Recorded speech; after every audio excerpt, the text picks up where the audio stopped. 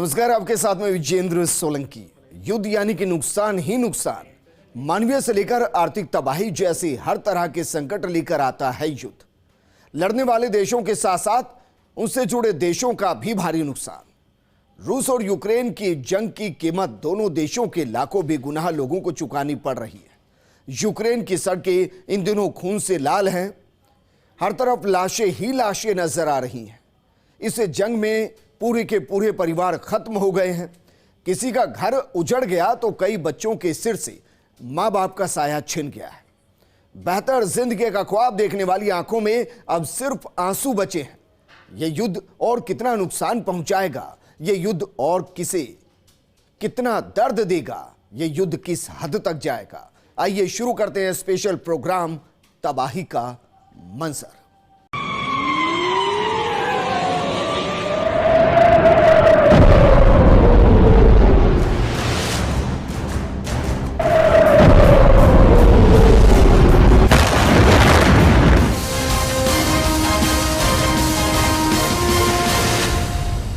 रूस और यूक्रेन का युद्ध अब महायुद्ध में बदल चुका है। रूस अब यूक्रेन में महातबाही मचा रहा है, तो वहीं यूक्रेन भी इस युद्ध से पीछे हटने को तैयार नहीं।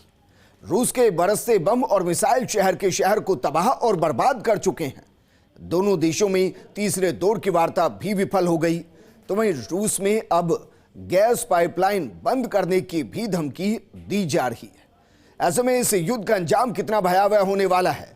इस युद्ध के बीच कई ऐसे वीडियो भी वायरल हुए जिसने लाखों लोगों के दिल पिघला दिए और एक सवाल पैदा कर दिया कि आखिर युद्ध से किसे क्या हासिल हुआ। ये रिपोर्ट देखिए।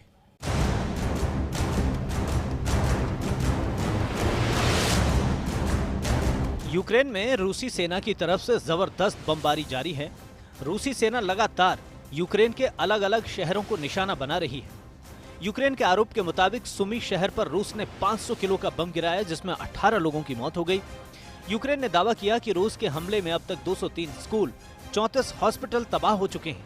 इसके अलावा अब तक 12,000 से ज्यादा रूसी सैनिकों के भी मारे जाने का दावा किया गया है। साथ ही रूस के 303 टैंक और 48 लड़ाकू विमान तबाह हो चुके हैं। रिपोर्ट्स के मुताबिक रूस अब यूक्रेन की राजधानी कीव पर कब्जा करने के लिए कमांडो ऑपरेशन की तैयारी कर रहा है। यूक्रेन के एक शीर्ष अधिकारी ने दावा किया कि रूस ने राजधानी कीव के पास के गांवों और कस्बों में बड़ी संख्या में सैनिकों को इकट्ठा कर दिया है और अगले कुछ दिनों में मॉस्को की सेना राजधानी शहर पर कब्जा कर लेगी। यूक्रेन के गृहमंत्री सलाहकार वादिम डेनिसेंको ने रविवार की रात सरकारी यूक्रेनी टीवी से बात करते हुए कहा कि अगले कुछ दिनों में महत्वपूर्ण लड़ाई होने की उम्मीद है। सलाहकार ने कहा कि रूसी उपकरण और रूसी सैनिकों की एक बड़ी संख्या कीव में इकट्ठी हो रही है। हम समझते हैं कि कीव के लिए लड़ाई एक महत्वपूर्ण लड़ाई है जो आने वाले दिनों में लड़ी जाएगी। मतलब साफ है कि रूस यूक्रेन में तबाही मचा रहा है। हर तरफ से जबरदस्त बमबारी हो रही है। यूक्रेन के अलग अलग शहरों को रूसी सेना निशाना बना रही है। सुमी शहर पर रूस ने 500 किलो का बम गिराया। हमले में कई इमारतें तबाह हो गईं। उधर यूक्रेन का दावा है कि अब तक रूस के 12,000 सैनिक ढेर हो चुके हैं। अब यूक्रेन की राजधानी कीव पर कब्जे की तैयारी में है रूस कमांडो ऑपरेशन की तैयारी कर रहा है। इधर यूक्रेन के एक शीर्ष अधिकारी ने दावा किया है कि रूस ने कीव के पास बड़ी संख्या में सैनिकों को इकट्ठा किया है। इस बीच युद्ध विराम को लेकर दोनों देशों के बीच तीसरे दौर की बातचीत हुई। इस तीसरे दौर की वार्ता में कोई अहम परिणाम नहीं निकल सका। बेलारूस में हुई इस बातचीत में युद्ध के बीच लोगों को निकालने के लिए यूक्रेन में ह्यूमन कॉरिडोर बनाने पर सहमति नहीं बनी। यूक्रेनी प्रतिनिधिमंडल के एक सदस्य माइखाइलो पोडोलिक ने कहा कि इस बातचीत में यूक्रेन में मानवीय गलियारों के लॉजिस्टिक में सुधार को लेकर थोड़ी बहुत प्रगति हुई है। यूक्रेन के राष्ट्रपति वोलोडिमियर जेलेंस्की के कार्यालय के प्रमुख सलाहकार पोडोलिक ने कहा कि युद्ध विराम और सुरक्षा की गारंटी के साथ समझौते के मुख्य राजनीतिक ब्लॉक पर गहन परामर्श जारी है। यूक्रेन के सुमी में रूसी कार्रवाई रुकने के बाद अब मेडिकल छात्रों को वहां से निकाला जा रहा है। इस क्षेत्र में करीब 700 भारतीय छात्र फंसे हैं। रूस की तरफ से हो रही लगातार गोलीबारी की वजह से इन्हें अब तक नहीं निकाला जा सका। वहीं भारत सरकार ने जानकारी दी कि सुमी में फंसे भारतीय छात्रों को निकालने का सिलसिला अब शुरू हो गया है। केंद्रीय मंत्री हरदीप पुरी ने मंगलवार को बताया कि सुमी में फंसे हुए छात्रों को वहां से निकालकर दूसरी जगह ले जाया जा रहा है। हाल ही में रूस की एक चेतावनी कई देशों को महंगी पड़ सकती है। अगर ये धमकी सच साबित हुई तो भारत समेत कई देशों में महंगाई तेजी से बढ़ेगी। रूस ने पश्चिमी देशों को धमकी दी है कि अगर पश्चिमी देशों ने रूस से एनर्जी सप्लाई में कटौती की तो कच्चे तेल की कीमत $300 के पास पहुंच जाएगी। साथ ही यूरोप को गैस सप्लाई करने वाली रूस जर्मनी गैस पाइपलाइन को बंद कर दिया जाएगा। अंतरराष्ट्रीय स्तर पर कच्चे तेल की कीमत 2008 के बाद उच्चतम स्तर पर पहुंच गई है और यह $300 प्रति बैरल तक जा सकती है। रूस के deputy prime minister Aleksandr Novak ने कहा कि रूस के मिलने वाले तेल को रिप्लेस करने के लिए यूरोप को 1 साल से ज्यादा का समय लगेगा और उसे इसके लिए बहुत ज्यादा कीमत चुकानी पड़ेगी। उन्होंने कहा कि यूरोप के नेताओं को ईमानदारी से अपने लोगों को बताना चाहिए कि इसका उनके लोगों और उपभोक्ताओं पर क्या असर होगा। अगर अंतर्राष्ट्रीय स्तर पर कच्चे तेल की कीमत $300 प्रति बैरल पहुंचती है तो भारत में पेट्रोल डीजल की कीमत ₹200 प्रति लीटर तक पहुंच सकती है। पिछले साल नवंबर की शुरुआत में जब पेट्रोल और डीजल की कीमतों में आखिरी बार बदलाव हुआ था तब कच्चे तेल की औसत कीमत $81.5 प्रति बैरल थी। जानकारों के मुताबिक कच्चे तेल की कीमत में $1 की बढ़ोतरी से पेट्रोल डीजल की कीमत में 50 पैसे प्रति लीटर की बढ़ोतरी होती है। करीब $80 प्रति बैरल के भाव पर इसकी कीमत ₹95 है।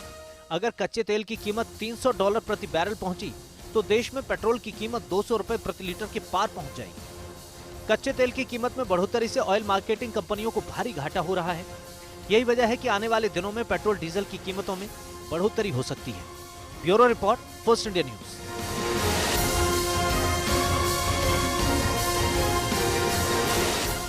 प्रधानमंत्री मोदी अच्छी तरह जानते हैं कि यूक्रेन और रूस के बीच छिड़ी जंग में बैलेंस कैसे बनाया जाए। वो अच्छी तरह जानते हैं कि इसके लिए मंजी हुई डिप्लोमेसी की जरूरत है। पीएम मोदी शुरू से ही शांति और बातचीत का रास्ता अपनाए जाने की बात कहते आए। एक बार फिर से प्रधानमंत्री मोदी ने रूस और यूक्रेन की राष्ट्रपति से बात की। युद्ध के बीच अब कूटनीतिक रास्ते निकालने की कोशिशें की जा रही हैं और रूस और यूक्रेन के बीच भी तीसरे दौर की बातचीत हुई। ऐसे में दुनिया चाहती है कि जल्द ही कोई समाधान निकले जिससे गिरते बाजार और भयंकर महंगाई की समस्या पर अंकुश लगे। ये रिपोर्ट देखिए।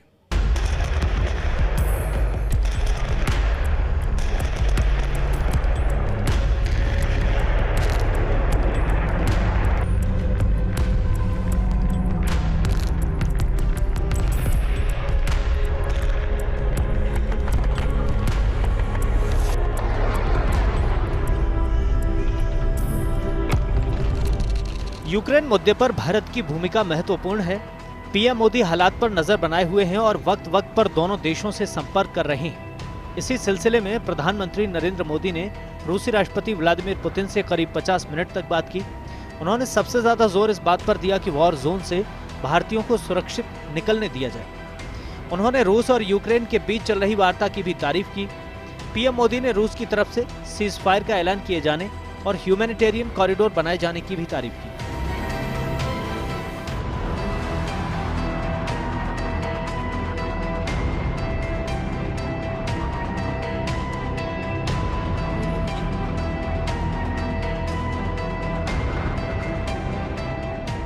इससे पहले पीएम मोदी ने यूक्रेनी राष्ट्रपति वोलोडिमीर जेलेंस्की से करीब 35 मिनट बात की।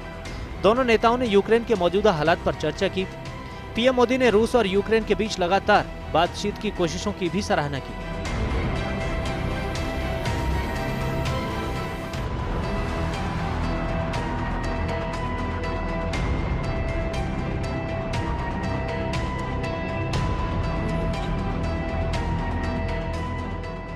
जेलेंस्की ने बातचीत के दौरान यूक्रेन में फंसे भारतीयों को सुरक्षित रूप से निकालने में यूक्रेनी सरकार की मदद के लिए जेलेंस्की का धन्यवाद किया। पीएम मोदी ने कहा कि उन्हें उम्मीद है कि सूमी में फंसे भारतीय छात्रों को निकालने की कोशिशों में यूक्रेन सरकार लगातार मदद करती रहेगी।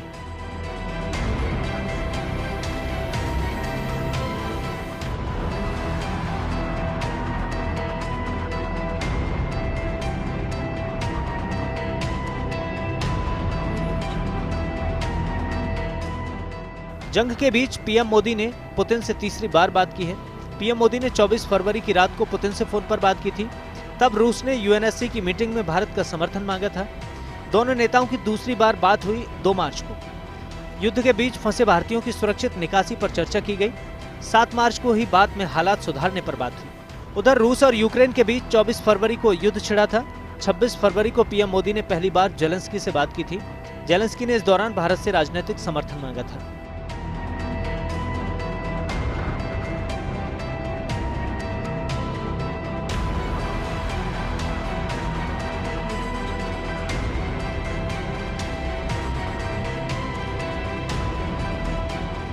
2 मार्च की रात रूस के खिलाफ निंदा प्रस्ताव पर वोटिंग हुई।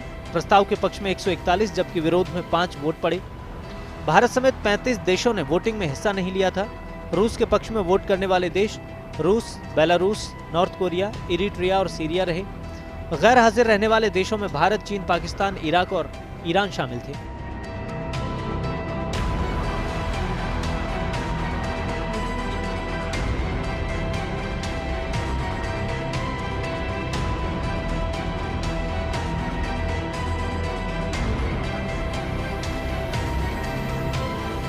रूस और यूक्रेन के बीच घमासान युद्ध जारी है। रूस लगातार यूक्रेन के शहरों पर हमले कर रहा है। रूस के हमले को लेकर संयुक्त राष्ट्र की शीर्ष अदालत में यूक्रेन ने युद्ध रोकने की मांग की। यूक्रेन का तर्क है कि हमले के लिए मॉस्को का औचित्य नरसंहार कानून की दोषपूर्ण व्याख्या पर आधारित है। रूस ने सोमवार को यूक्रेन के 4 शहरों जिसमें कीव और खार्किव शामिल हैं, इनमें सीज फायर की घोषणा की।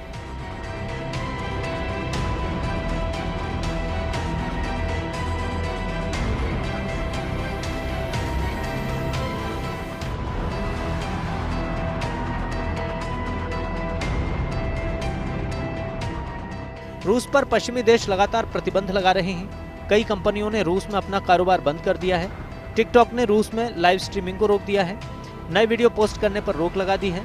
ओटीटी प्लेटफॉर्म नेटफ्लिक्स ने रूस में अपनी सेवाएं बंद कर दी हैं, तो अमेरिकन एक्सप्रेस ने रूस और बेलारूस में, नेटफ्लिक्स ने रूस में अपनी सेवा को निलंबित कर दिया है।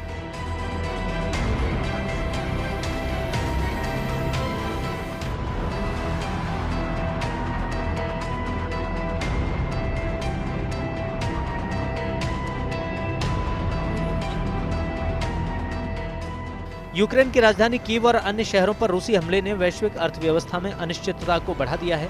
रूस के राष्ट्रपति व्लादिमीर पुतिन के इस युद्ध की निंदा करते हुए पश्चिमी देशों ने रूस के वित्तीय संस्थानों और व्यक्तियों को लक्षित करते हुए आर्थिक प्रतिबंधों की घोषणा की है। इन प्रतिबंधों में कुछ रूसी बैंकों को अंतर्राष्ट्रीय भुगतान के लिए इस्तेमाल की जाने वाली स्विफ्ट संदेश प्रणाली से हटाना, रूसी कंपनियों और उद्योगपतियों की पश्चिमी देशों में मौजूद संपत्तियों को फ्रीज करना और रूस के केंद्रीय बैंक को $630 अरब के विदेशी मुद्रा भंडार का इस्तेमाल करने से रोकना शामिल है।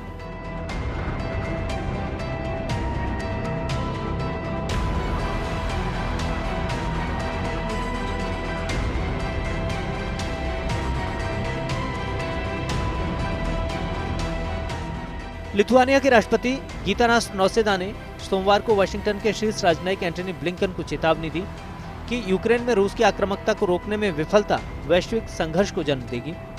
रूस के रक्षा मंत्रालय ने सोमवार को जानकारी दी कि रूस समर्थक अलगाववादियों ने यूक्रेन के दक्षिणी बंदरगाह शहर मारियोपोल में हमला किया और लड़ाई ज्यादातर शहर के पश्चिमी हिस्से में हुई।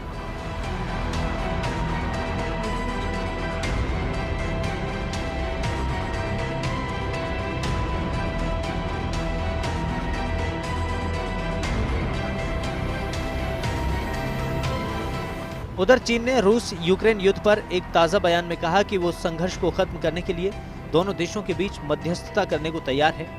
चीनी विदेश मंत्री ने कहा कि बीजिंग यूक्रेन संकट पर जरूरी मध्यस्थता को तैयार है, तो मध्यस्थता के लिए तुर्की भी सामने आया है।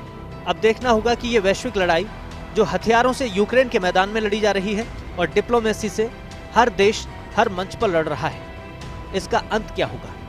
Bureau report, first India news.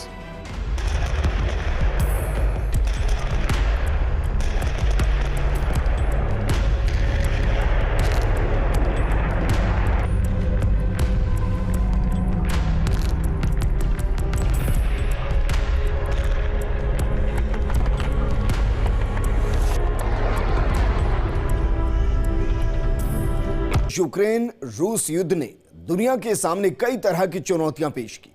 इस युद्ध की वजह से अब भारत समेत कई देशों में महंगाई बम फूटने वाला है। अंतर्राष्ट्रीय बाजार में कच्चे तेल की कीमतों में तेजी से बढ़ोतरी हो रही है। क्रूड ऑयल $120 प्रति बैरल के ऐतिहासिक स्तर पर जा पहुंचा है।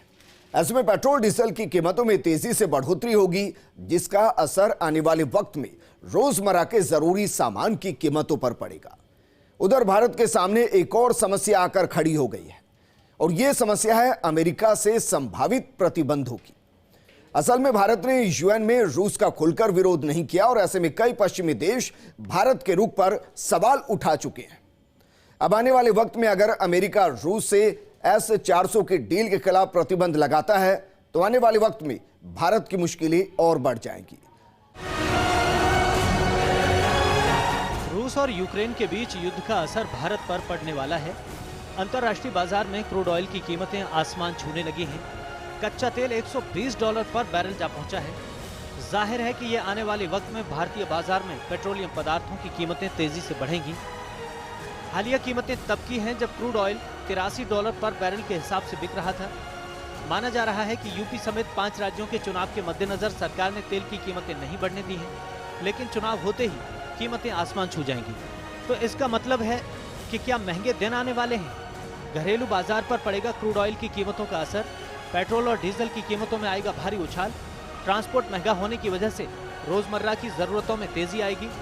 पहले से महंगाई से जनता परेशान है। रूस और यूक्रेन में जारी भीषण युद्ध के बीच दुनिया भर पर इसका असर होने लगा है। एक और क्रूड ऑयल की आसमान छूती कीमतें भारत समेत दुनिया को डरा रही हैं, तो दूसरी ओर भारत के लिए एक और मुश्किल आ खड़ी हुई है। ये मुश्किल रूसी मिसाइल डिफेंस सिस्टम S-400 को लेकर है। असल में इस तरह के कयास लगाए जा रहे हैं कि भारत द्वारा रूस से इस डिफेंस सिस्टम को खरीदने पर अमेरिका भारत पर प्रतिबंध लगा सकता है। हालांकि अमेरिका अब तक भारत पर प्रतिबंधों की बात से बचता आ रहा है। इसके पीछे की वजह है हिंद प्रशांत क्षेत्र में अमेरिकी रणनीति, जिसका एक अहम साझेदार है भारत। लेकिन दुनिया भर में रूस के खिलाफ बने माहौल के बाद बाइडेन प्रशासन पर यह दबाव जरूर बनेगा कि वो रूस से इस रणनीतिक हथियार को खरीदने के लिए भारत को प्रतिबंधित करें। हालांकि भारत पहले भी अमेरिका को अपनी रक्षा जरूरतों से अवगत करा चुका है। ऐसे में अगर प्रतिबंध लगता है तो इसे सिर्फ अमेरिकी कानून काटसा से जोड़कर नहीं देखा जा सकता, बल्कि यह भारत पर UN में रूस के मुद्दे पर प्रेशर पॉलिटिक्स के रूप में देखा जाएगा। अब सवाल ये उठता है कि भारत और रूस की डील पुरानी है, भारत को एक सिस्टम की डिलीवरी हो चुकी है। ऐसे में इन प्रतिबंधों की बात कहां से आई? असल में UN में रूस के खिलाफ प्रस्ताव पर भारत ने वोटिंग में हिस्सा नहीं लिया। इस पर अमेरिकी सांसदों ने सवाल उठाए। अमेरिकी सांसदों की तरफ से भारत की आलोचना की गई। इसके बाद अमेरिका के डिप्लोमेट डोनाल्ड लू की एक टिप्पणी आई। लू ने कहा कि बाइडेन प्रशासन अब इस बारे में विचार कर रहा है कि रूस से S-400 डिफेंस सिस्टम खरीद को लेकर भारत पर प्रतिबंध को लेकर क्या फैसला किया जाए। अमेरिकी राष्ट्रपति जो बाइडेन का प्रशासन अब इस बारे में विचार कर रहा है कि S-400 मिसाइल डिफेंस सिस्टम खरीदने को लेकर अमेरिका के काटसा नियमों के अंतर्गत भारत को प्रतिबंधित किया जाए या नहीं। अब सवाल यह है कि काटसा है क्या? तो अमेरिका के लिए खतरा बने देशों पर प्रतिबंध लगाने का ये कानून है। 2 अगस्त 2017 को US प्रेसिडेंट ने काटसा पर हस्ताक्षर किए। रूस, नॉर्थ कोरिया और ईरान पर नए प्रतिबंध लगाए गए। अमेरिका की विदेश नीति या उसके सुरक्षा हितों को सर्वोपरि रखा गया। प्रतिबंधित देशों के साथ बड़े सौदे करने वाले देशों पर भी प्रतिबंध लगाया जाएगा।